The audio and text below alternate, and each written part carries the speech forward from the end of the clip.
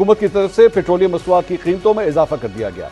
हुकूमती नोटिफिकेशन के मुताबिक हाई स्पीड डीजल की कीमत 11 रुपए 37 पैसे बढ़ाकर फी लीटर 284 रुपए 35 पैसे कर दी गई। European union we have been very clear. It is the highest priority of the government of India to provide energy security for the people of India, and we will do what we need to do. India ने कहा है कर लो जो करना है, कर लो जो करना है आपने, बिकॉज आई थिंक सो कि जो तीसरी चौथी बड़ी इकोनॉमी हो। इन्होंने ओपन वार्निंग दे दी है यूरोपियन यूनियन को कि अगर आपने अपने सैंक्शंस को नहीं हटाया तो हम लोग आपके खिलाफ लीगल रिकोर्स भी ले सकते हैं। और उन्होंने इंडिया की सबसे बड़ी energy company Nayara energy company जो है, ग्लोबल कोर्ट्स में जाकर के इंटरनेशनल लॉ को वायलेट करने का केस हम आपके ऊपर शुरू करेंगे। आज एक आम पाकिस्तानी शहरी को 1 लीटर पेट्रोल 272 रुपए 15 पैसे में मिल रहा है। एक खुले दिल से, एक तगड़े जिगरे से वो कहेगा कि मैंने करना है, आपने मेरे ऊपर सैंक्शन लगानी है लगाएं, मैं आपके ऊपर सैंक्शन लगाता हूं। सबसे बड़ा आईटी प्रोडक्ट जो है वो यूरोप को कर रहा है, यूरोप को भी कर रहा है, अमेरिका को भी कर रहा है, तो फिर उन पे वो भी टैक्स लगाएगा। RIC में जैसे मैंने कल बात की कि रशिया, इंडिया, चाइना, वो ग्रुप को एक्टिवेट करना चाह रहे हैं, रशिया और चाइना। यूरोपीय यूनियन खुद कह रहा है कि हमारा इरादा भारत की सप्लाई चेन को नुकसान पहुंचाने का नहीं था। मतलब साफ है दोस्तों, जिन्हें कभी लगता था कि वो भारत पर दबाव बना सकते हैं, अब वही देश अब डर के मारे धीरे से अपनी जुबान बदल रहे हैं। नेटो आ जाए और चाहे अमेरिका ट्रम्प आ जाए, चाहे जो मर्जी आ जाए, एक अच्छा दोस्त इंडिया के पास है। बड़ी energy company Nayara energy company जो है उस पे बैन लगा दिया, हालांकि वो कोलैबोरेशन में चल रही थी रशिया के साथ। क्या कहना चाहती हैं? हिट तो किया है उन्होंने, क्या रिटेलिएट बैक करेगा इंडिया? देखिए, आपने जिस ऑयल कंपनी का नाम लिया है, ये ऑयल कंपनी गुजरात में है। ये PM मोदी के अपने हलके से है। एग्जैक्टली। और ये सबसे बड़ी ऑयल रिफाइनिंग कंपनी है इंडिया के अंदर अगर देखा जाए तो। ठीक है, आपने बात की है कि EU ने सैंक्शंस लगा दिए हैं। 32 कंट्रीज आती हैं यूरोपियन यूनियन से, अगर हम लोग बात करें तो सैंक्शंस लगा दिए हैं तो क्या हो जाएगा, क्या इंडिया। और सबसे ज्यादा एक और बात ये है कि इंडिया सबसे ज्यादा जो पेट्रोलियम प्रोडक्ट्स हैं वो एक्सपोर्ट करता है। ऐसे ही बिल्कुल एशिया में मैक्सिमम कंट्री करते हैं। एग्जैक्टली, वो एक्सपोर्ट करता है। और सबसे ज्यादा जो मेडिकल फार्मास्यूटिकल की चीजें हैं वो अमेरिका को एक्सपोर्ट करता है। तो यहाँ पर आपने बात की कि ऑयल रिफाइनरी पे सैंक्शंस लगा दी हैं, कहा है कि भाई हम आपका ऑयल नहीं लेंगे, अगर आप यहाँ पर भेजेंगे भी तो हमारे पास एक ऐसा लॉ है जो हमें ये कहता है कि भाई कोई भी एक्सपोर्ट जो आप नहीं करना चाह रहे हो वो आती है तो उसको किस तरह से रोकना है। इंडिया या अमेरिका?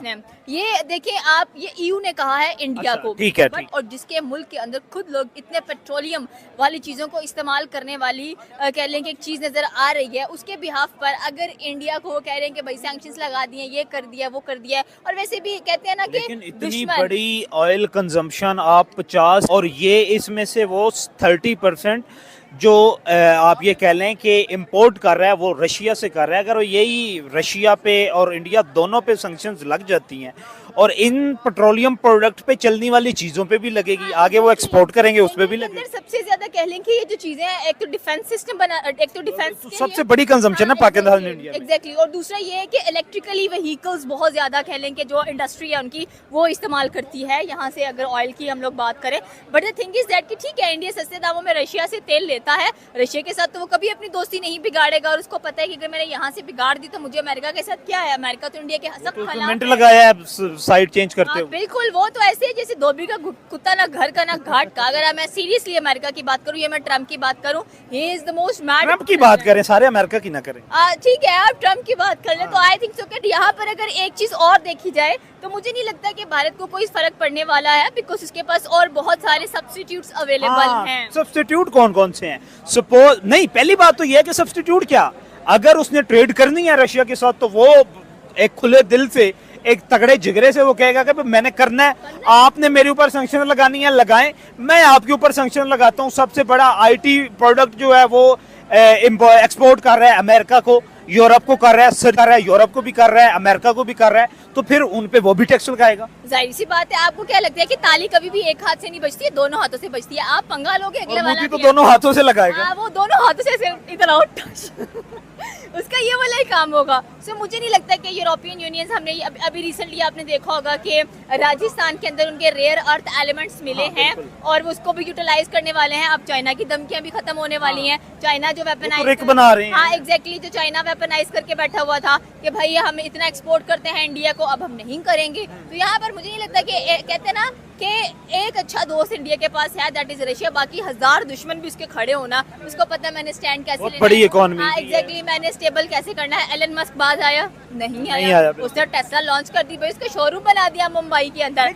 एलन मस्क उसने तो ट्रम्प की दुश्मनी में किया है। आप ये देखिए 2008 से मनमोहन सिंह के दौर से ये डील चल रही थी कि आप एलोन मस्क के साथ कि आप अपनी टेक्नोलॉजी यहाँ पे लेके आए, और फिर 2024 में ट्रंप के आने के बाद भी नरेंद्र मोदी ने बड़े जूते घसाए हैं कि मैं जाऊं लेके आऊं।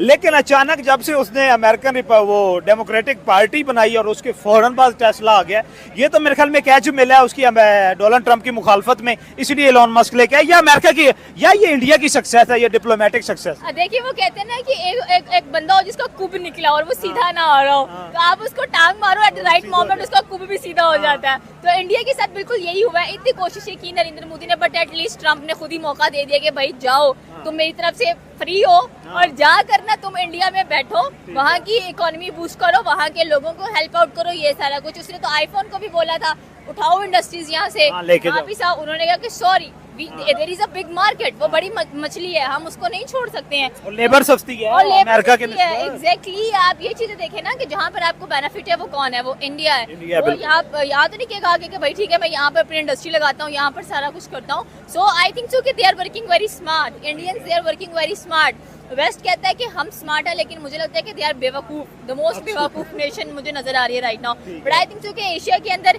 India is going great well. कोई बात नहीं, आप लॉन वॉरियर हो, अकेला खड़ा होना सीखो, अकेले खड़ा होना सीख गए तो उसके बाद भाई आपकी मौजे ही मौजे हैं। लास्ट क्वेश्चन ये है कि क्या इंडिया इन सैंक्शंस के अंडर ही सरवाइव करेगा, या इंडिया अपनी डिप्लोमेटिक पॉलिसी से या अपनी डिफेंस पॉलिसी से या अपने औरे से दोबारा अपनी शराइत पे EU को और नेटो को लेके आ गया?